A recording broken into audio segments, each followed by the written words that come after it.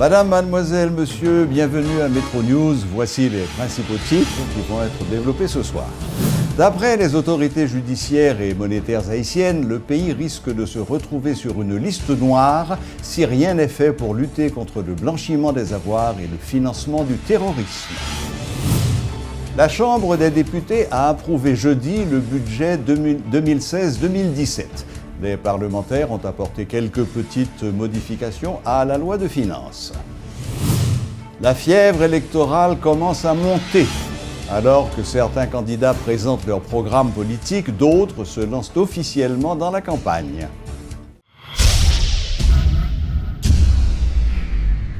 Haïti risque de se retrouver sur une liste noire de pays où la lutte contre le blanchiment des avoirs et le financement du terrorisme n'est pas efficace. Un statut qui fragiliserait le système économique haïtien. Selon les autorités monétaires et judiciaires, l'État haïtien doit adopter certaines mesures afin d'envoyer un signal clair sur son intention d'améliorer sa capacité de prévention, de détection et de répression de ce phénomène. Dans le but de sensibiliser tous les acteurs concernés par cette question, un débat s'est tenu ce vendredi à l'initiative du ministère de la Justice en partenariat avec la Banque de la République d'Haïti. L'occasion pour le ministre Camille Junior-Édouard et pour le gouverneur Jean Badens-Dubois d'appeler tous les intéressés à agir vite afin d'éviter le pire. C'est dans la salle de convention et de documentation de la BRH que s'est tenu ce vendredi ce débat justement sur les enjeux économiques et financiers liés au financement du terrorisme et le blanchiment des avoirs. Plusieurs secteurs ont pris part à ce débat parce que la menace est pesante.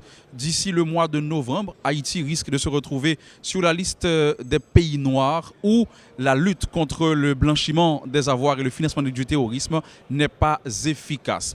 Les banques seront les principales victimes puisqu'il leur sera impossible d'effectuer des transactions avec leurs correspondantes étrangères. Donc ce sera difficile pour l'économie haïtienne. D'ailleurs, le gouverneur de la Banque centrale, Jean Badens-Dubois, prévoit déjà ou encore craint l'affaiblissement du système financier si le groupe d'action financière GAFI reçoit encore un rapport défavorable de nos amis de la Caraïbe. Ce sera l'affaiblissement du système économique et financier haïtien. L'impact négatif de toute nouvelle déclaration publique en novembre prochain sur Haïti se caractérisera par un net ralentissement des transactions financières internationales, transferts, lettres de crédit, etc., en raison des risques de cessation des relations de correspondance bancaire, encore appelé le phénomène du de-risking, et pourra éventuellement déboucher sur l'isolement financier du pays. La BRH se retrouve donc au carrefour de la prévention, dans sa mission de régulation et de stabilisation du système financier. Les institutions financières constituent la première ligne de défense en matière de prévention, ce qui impose à la BRH de s'assurer régulièrement de la pertinence de sa réglementation financière et de l'efficacité des instruments de surveillance eu égard au blanchiment. Pour éviter que le pays ne se retrouve sur cette liste noire, des actions concrètes doivent être posées, et ceci dès maintenant. Les signaux clairs qu'Haïti veut envoyer proviendront de certaines actions, notamment la ratification de certaines lois et conventions, l'amendement de certaines lois déjà votées et le renforcement de certaines institutions ici en Haïti. Le ministre de la Justice, Camille Junior-Édouard, promet que l'exécutif va faire son travail, mais il demande également au Parlement de prendre sa responsabilité. Ces dispositifs démontreront la volonté de l'État et de toutes les forces concernées à mettre en place les instruments légaux appropriés. Notre système de lutte contre le blanchiment des capitaux et le financement du terrorisme présente un certain nombre de faiblesses d'ordre légal et structurel auxquelles il convient de remédier en toute urgence. Le gouvernement tient à interpeller les plus hautes autorités nationales afin qu'elles travaillent sans relâche au renforcement des capacités légales et structurelles dans les domaines de sécurité nationale, de justice, de régulation économique. Mesdames, Messieurs, nous comprendrons que l'heure n'est pas aux beaux discours, ni aux félicitations, ni aux atermoiements. Le constat, rendons-nous compte, est terrible. Le Guatemala, le Belize ont eu à faire face à de telles sanctions, avec des conséquences inimaginables pour leur économie. Mettons-nous donc au travail jusqu'à ce que l'objectif visé soit atteint pour sauvegarder les intérêts de la patrie menacée. Aucun sacrifice n'est trop grand.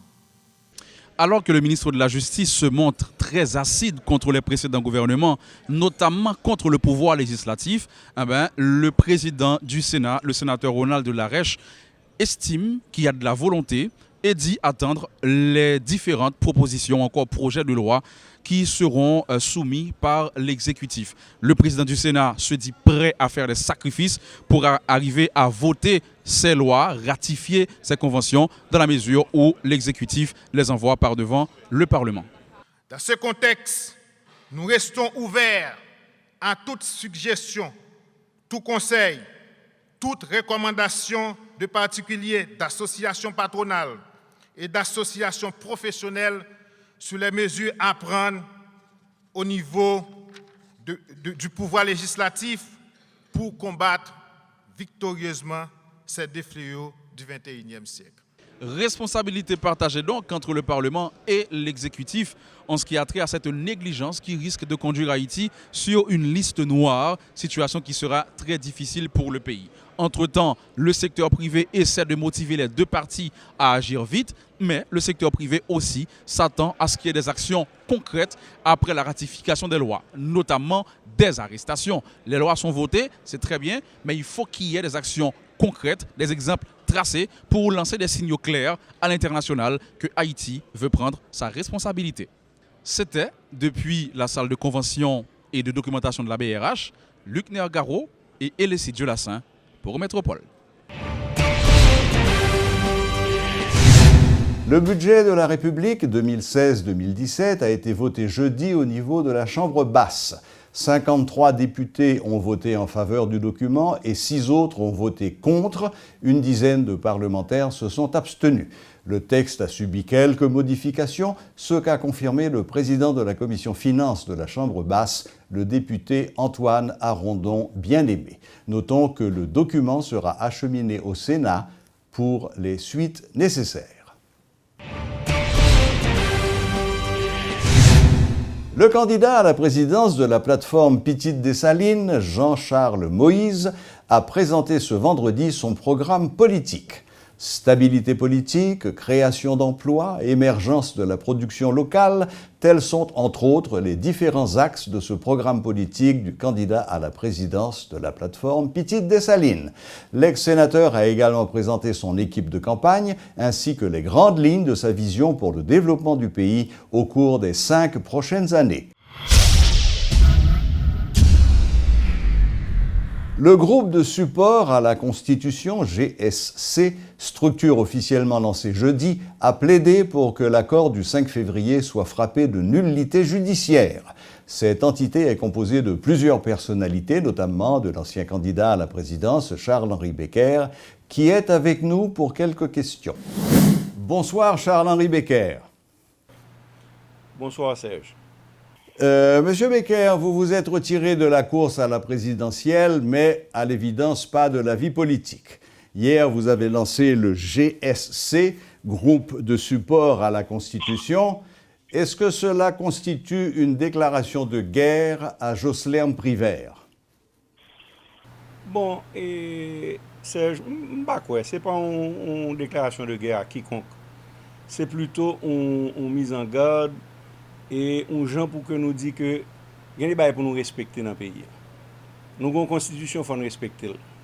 Bail pas qu'à faire hors la loi, inconstitutionnellement, et puis tout le monde chita et accepte. Et je dis, il y a un plus gros problème que nous avons dans le GSC avec la société haïtienne. C'est que il accepte n'importe qui ça. Nous-mêmes, femmes du là nous descendons dans le moniteur et que nous sommes directeur moniteur, là, enfin presse nationale, pour que les ban nous, moniteur, côté que accord 5 février et existait, ils n'ont pas foutu répondre. Le qu'on y a avec juge de paix, et juge de paix a qu'on y a forcé que yo ban nous réponse. Comme toute réponse, je dis que pas de jamais un moniteur qui est publié accord 5 février. Or, qu'on est en Haïti, pour qu'on accorde une force de loi, il faut le publier dans le moniteur. So, je dis à quel titre que le président là, à quel titre que le gouvernement là. Vous comprenez? So, d'un côté, il faut nous rentrer dans l'ordre démocratique. Pour qu'on ait l'ordre démocratique, il faut obéir à la loi, il faut obéir à la Constitution. Sans ça, pas de démocratie. D'accord. Monsieur Becker, qui suite juridique vous pensez que décision création GSCA a mené? Et faut que ça la justice finalement. Bon, et Serge Mabdou, c'est exactement ça que nous faisons. Ça veut dire que GSCA, nous chita, n'a pas évalué la situation. Nous dit bon, nous sommes un groupe de support à la Constitution. Qui quantité de fois a violé la Constitution? Et qu'on y a qui bagaille qui plus urgent? Étant donné que le pays a détérioré, l'économie nous a crasé, l'insécurité a augmenté, la vie chère a valé terrain, nous dit, premier bagage pour nous attaquer, c'est l'accord 5 février. Parce que c'est clair que l'illégal est inconstitutionnel. Nous pas dormir rêver que nous avons joindre, ça nous joindre. Le fait que l'accord n'a jamais publié, de ce fait, monsieur Privert, gouvernement là, à quel titre nous pas connaît. Mais qu'on y a son assignation que nous t'ai porté. Nous faisons assignation contre accord contre Michel Martelly, Jocelyn Privert, Cholzer Chancy et la DGI. Et là nous arrivons, c'est le juge qui m'a dit nous. Mais venir avec preuve que l'accord est dans le moniteur. Et le ça nous fait, ça nous avons pour nous fait, nous allons selon la loi, nous sommes directeur, nous allons avec juge de paix, et nous jouons une preuve que le moniteur ça n'a pas existé. Vous comprenez? C'est son cas qui, pendant, la plaque continue. Nous prenons le juge là encore, pour nous venir avec preuve là. Le juge là pral gen deux choix, ou le déclarer accord nul et non avenu, ou l'envoyer nous en cassation. Mais de toutes les façons, procédure légale a continué. Et elle a continué pour les 25-30 ans, bon, jusqu'à ce que je mourrai et jusqu'à ce que tout le monde GSE mourre. Et je crois que nous avons l'autre remplacer. Et M. Becker, bon, et c'est pour insulter, me dire ça, vous êtes vétéran de la vie politique, vous faites plusieurs campagnes présidentielles, il y a une campagne qui commence là, il y a des élections qui prévoient pour le 9 octobre prochain. Et qui j'en ouais élection ça? Bon, et Mabdou Serge, moi j'ai décidé que je ne vais pas participer encore. Il y a une plus grosse raison qui fait que je ne vais pas participer. Ce n'est pas 2700 voix que j'ai ban moi en 2015. C'est surtout le fait que moi nous épuisé tous les outils légaux que nous avons gagnés pour nous montrer que pas de gain élection. Et le rapport Sièvre très clair. Vous connaissez que moi-même dans le business, moi, toute journée, je fais audit. Lorsque en 10 à 30 000 pièces, c'est 125 pièces où aller. Depuis 8 pas bon, obligé de faire 100% là-dedans. Sous 13 725 bureaux, messieurs, aller 3 225 bureaux. 91% pas bon. So, nous pas de gain élection en 2015. Et ils ont recommandé de refaire tout le processus là. CEP qui l'a décidé que c'est seulement présidentiel là pour faire et il pas pour faire législatif et pour magistrat. Automatiquement, nous sentons que pas une élection pour le faire là. Son sélection pour le faire, son moun pour le mettre. Nous participons dans 3. Je ne pas même carré les élections, je dis bagaille. Parce qu'en créole, c'est le mot ça qui définit ça qu'a fait là. Nous participons dans 3 bagailles et nous voyons que jodi, tout moyen légal que nous avons gagné pour nous combattre vol vote citoyen haïtien, eh bien, ils n'ont pas respecté. De ce fait, nous râlons comme nous avons construit parti, nous avons construit respect parce que le respect sont parti politique. Et nous avons nous-mêmes dans le GSC défendre la constitution haïtienne. Parce que trop souvent, ils ont pilé, et puis moun vin comprendre que c'est normal. Faut nous qu'a fait consensus, nous qu'a fait compromis, mais dans l'autre pays, yo fait consensus à compromis à l'intérieur, en dedans constitution yo. Nous-mêmes, même c'est dehors constitution, nous toujours voulons faire compromis à consensus. Et c'est pour ça que jodi nous dans état nous hier. Nous pas gain l'état en Haïti. Nèg qui senti le plus gros nèg là, qui plus audacieux, c'est l'écrivain. Et m'a ba exemple gouvernement là jodi. OK, parce que pas aucun texte légal ou texte constitutionnel qui fait que nous avons un président aujourd'hui, nous avons un premier ministre et nous avons un gouvernement. Et puis personne ne va dire rien. Bon, une dernière question, M. Becker. Dans le temps, toute bagaille ça, pour moi prendre mon fin qu'utiliser, dans le temps, toute bagaille ça, qu'a fait, est-ce que malgré tout, ou pas aussi lueur, ou petit bail positif qu'on t'a encouragé? Vous connaissez, nous sommes agriculteurs. Et dans l'agriculture, si vous ne pas labourer terre 2 mois avant qu'on plante, pour que terre bien respirer, eh bien, moi, garantis que la production qu'on peut faire pas bon. Eh bien, c'est même bagarre avec politique. Si tout n'est pas bien organisé, CEP, pas là, pour garantir que vous ne pas voler votre citoyen haïtien, ça fait peut-être, j'en vous dis là, ça fait 3 fois mal dans l'élection. Et chaque fois, nous courons faire élection pas bon. Malgré ça, on portion international là, avec le gouvernement en place là, forcez nous accepter les résultats. Et puis, depuis 2004-2005, c'est descendre, puis fond dans tout. Et avec un pile regret, avec un, par contre, non, ça m'dadou là, et avec un pile chagrin, parce que moi, j'aime pays, et moi, j'aime peuple haïtien. Moi, j'aime tout citoyen haïtien. Moi, que ça que le fait là, pour le mettre nous puis fond dans tout, et entre nous soit dit, et fais-moi connaître pour qui est-ce, moun yo pral voler, et puis peut-être n'a appuyer, si n'a appuyer peut-être là-bas nous on t'y voit pour nous capable essayer de mettre pays sous rail pour le tailler. Mais et m'a dit franchement, m'pa pas attendre à rien. M'a pas attendre à plutôt que nous pral rentrer puis fond dans trou et gon côté que population lui-même pral dire Abraham dit c'est assez. Parce que l'on retirer tout moyen démocratique pour un peuple choisi leader li, eh bien à un moment c'est dans violence là l'aller.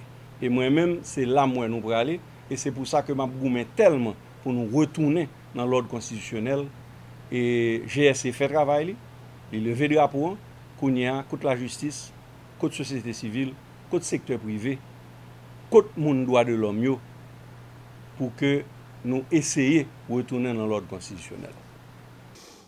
Monsieur Becker, merci infiniment de ce que vous avez accordé nous entrevue ça. GSC à nous souhaiter une longue vie, nous souhaitons un pile courage et à bientôt. Monsieur Clan, que bon Dieu bénisse, que bon Dieu bénisse Haïti, que bon Dieu bénisse peuple haïtien. Merci en pile pour l'invitation. Merci. Le ministère de l'Éducation veut à tout prix que la rentrée scolaire prévue le 5 septembre prochain soit une réussite. Le ministre Jean Beauvoir d'Orson a rencontré des représentants de syndicats d'enseignants au local de l'UNESCO ce vendredi pour discuter des dispositions envisagées pour faciliter la rentrée des classes à la date prévue. Parallèlement, le directeur général du ministère, accompagné de la directrice de l'enseignement fondamental et du directeur du secondaire, a donné une conférence de presse pour rappeler ces dispositions au grand public. Pour les kits scolaires, nous n'avons pas de disponibilité. Les kits écoles n'ont pas de disponibilité. Cependant, avec maigres ressources que nous mobilisons, nous avons fait des interventions par rapport au mobilier scolaire, près de 3000 mobiliers scolaires déjà en fabrication pour distribuer dans des écoles en priorisant les écoles publiques. Des travaux de réhabilitation mineure dans des écoles publiques pour le mener dans les dernières semaines, mois août là, jusqu'à 2e, 3e semaine du mois de septembre malheureusement. On voulait réaliser ces travaux bien avant le 5 septembre. Et le programme de subvention, même si ce n'est pas à la même hauteur, mais les manuels sont subventionnés pour une certaine quantité à un certain niveau. Et les contrats, le processus pour la signature des contrats avec les firmes, les éditions, c'est un processus qui est très avancé, aussi bien que le volet et dotation de manuels scolaires. Mais même là, nous n'avons pas suffisamment pour investir dans les kits scolaires pour élèves et pour écoles, comme nous avons l'habitude de faire. Nous gagnons sur l'année 15-16 là, il y a une certaine quantité, et aussi bien pour les uniformes, qui n'étaient pas distribués, et ces quantités seront distribuées dès, disons, le début de la semaine prochaine, et un dispatching qui est fait par département, selon taille départementale. À l'initiative de la plateforme Corée la vie, a été organisée ce vendredi une journée de réflexion sur la famille. Il s'agissait pour cette organisation de présenter le diagnostic sur la situation familiale en Haïti. Le directeur exécutif de Corée la vie, le Dr Harrison Ernest, espère attirer l'attention sur ce dossier et permettre également au pays d'avoir une nouvelle vision de la famille. Le mal familial haïtien, c'est justement une conclusion diagnostique à partir de j'en ai vivre. Bon, aussi simplement, un jeune garçon, une jeune fille, je dis, si vous aimez, et puis fille tombe enceinte, est-ce que une institution publique pour la déclarer que l'enceinte, parce que très bientôt, dans 7 mois ou 9 mois, quand il y a des gens qui vont le faire, je ne vais pas parler de l'hôpital pour question de santé, mais je vais parler de monde, je vais parler de démographie, je vais parler de accompagnement monde. Et l'enceinte pendant tout le mois, 7 mois ou 9 mois, c'est Maril, c'est famille qui peut aider. Et nous sommes dans qui ça l'hôpital, l'État est payé. Donc, si tout le monde ça arrive fait, par exemple, elle fait une fête, pour le passer 5 premières années, c'est pas rien pour débrouiller. Pas une institution d'accompagnement des enfants véritablement, même si nous connaissons des agences internationales ici, même si nous connaissons des ministères ici qui peut-être ont des liens à tout le monde, affaires sociales, santé publique. Mais cependant, moun yo lage pour compte yo. Donc, ou vient une insécurité physique et ou vient une insécurité mentale. Mais ça cause ça, c'est parce que justement, l'accompagnement familial il peut exister. Je dis, qui ça la loi prévoit comme définition la famille? Qui ça la loi dit en termes de naissance de la famille? Comment famille prend naissance? Qui ça la loi dit en termes de fonctionnement quotidien? Comment moun vive? Comment famille vive? Voilà, c'est tout pour ce soir. Merci de votre fidélité et à la prochaine, même heure, même chaîne.